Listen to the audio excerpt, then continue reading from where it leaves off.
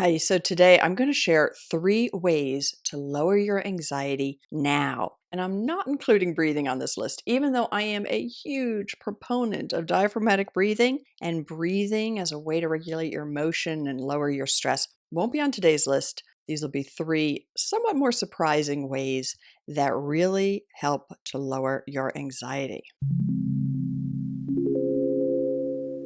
So I'm pretty sure many of you are not going to like this number 1 way to lower your stress and anxiety, but it is to cry. Crying is actually an excellent mood regulator. It releases stress chemicals. We release stress chemicals in our tears. It is also thought to increase our endorphins, which are one of our feel-good chemicals, and they're also the connecting chemicals. So we have 3 different types of tears. Basal tears are the ones that lubricate your eye. Reflex tears are the ones that you tear up when something gets caught in your eye. It's a reflex to trying to wash something out of your eye. And then we have emotional tears. And research has shown that emotional tears release cortisol. The other tears don't, which is very interesting. And overall, crying activates your parasympathetic nervous system, which is the part of your nervous system that helps you relax and calm down.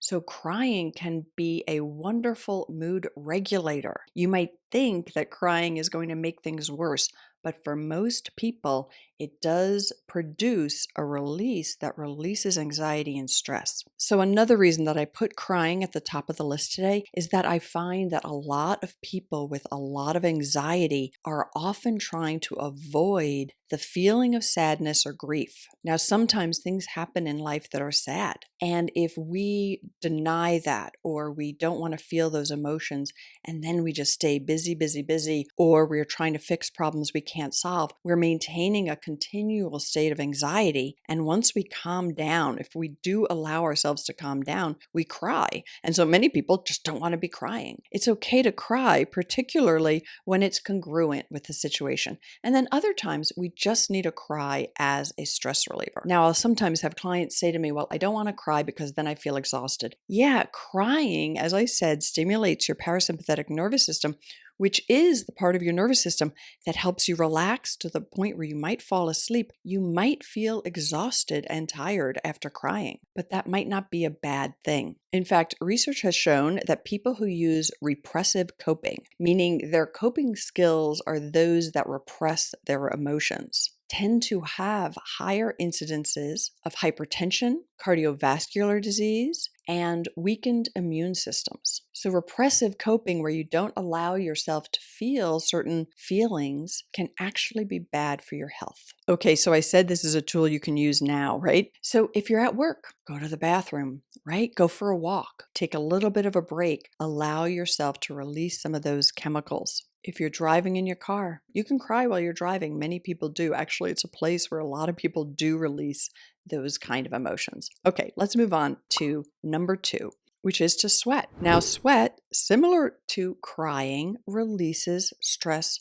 hormones. Both emotional stress and physical stress release catecholamines into your system. Those are adrenaline and noradrenaline. And then the adrenaline cycle brings in cortisol. These chemicals boost the oxygen to your brain and to your large muscle groups. So when you exercise, you are releasing those chemicals. You're using them for what they're meant for. But when they build up in your system, they can actually contribute to insomnia, fat buildup, digestive problems. These chemicals are meant to be released through major muscle action. And the endorphins released through exercise are our body's natural painkillers and mood enhancers. So if you're in a place where you can put on your jogging shoes or go to the gym, go sweat. And if you're not, if you're at work today and you're like, yeah, this isn't so useful for me right now, then add it into your schedule for tomorrow, the next day.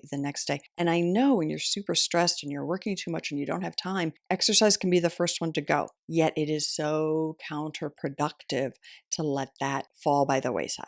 So that's number 2. So before I share the third way to reduce anxiety quickly, which is actually my favorite, I would like to invite you to a free webinar that I have. If you do struggle with anxiety regularly, this webinar is about rewiring your brain for joy and confidence. And the link is below. And I also have other free resources which are in the notes underneath this video that I invite you to check out. Okay. Let's go back to it. So the third way to release anxiety now is to do something silly, like really do something silly. And as I was preparing for this video, I was like, okay, I have these things on my shelf behind me, and let's see if I can get them to sit on my shoulder. Okay, there they are. Do you see them? So one is, I'm going to show you, one is Ursula. The other is the Beast from Beauty and the Beast. And the third is a turtle. So I keep Ursula around and the Beast. They're sort of alter egos for me, and I'm not really going to go into that right now, but they make me happy, right? And then the turtle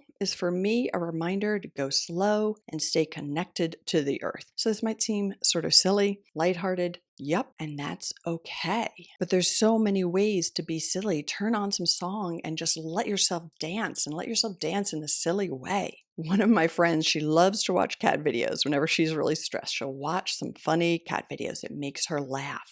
And belly laughing, yep, releases the chemicals that help us feel better. Belly laughing also releases endorphins. Endorphins are also chemicals that make us connect to others. So often it's easier to laugh with someone else, right? It can sometimes be hard to do something silly and make yourself laugh, although I can definitely do that. I encourage you to develop that capacity to make yourself laugh all by yourself.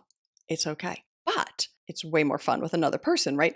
So my husband loves physical comedy in movies or TV shows or even YouTube videos. And he just loves physical comedy. And I like it too, but not to the extent that he does. And he will laugh at the dumbest things and really, really laugh. And for me, sitting next to him, listening to him laugh or watching what he is laughing at makes me laugh even harder. I find it so funny, the things that will make him laugh. It's great. Laughing is so needed. So that's something, if you can, right now, do something that can make you laugh. And I know that if you're in a particularly anxious spot or whatever, you have way too many things on your mind, you might be like, well, it's a waste of time. Like it's not solving any problem. Yeah, it is. It's really and truly laughing can really and truly solve the problem of continual anxiety and stress, which is not helpful for your body or for your problems. There truly is an absurdity to our lives, like really, truly. Sometimes life is just very absurd. And if we can see that and have a lighthearted attitude towards it, it can help our mood enormously. So I truly hope today's video was helpful for you. Please do comment below. Let me know. If you enjoyed this video, please do give it a like, subscribe to my channel if you're not subscribed, and share it with somebody. And if you think this video might be helpful for somebody in your life, please share it. Wishing you health, happiness, a good cry, some good exercise, and lots of belly laughs. All right, see you next week.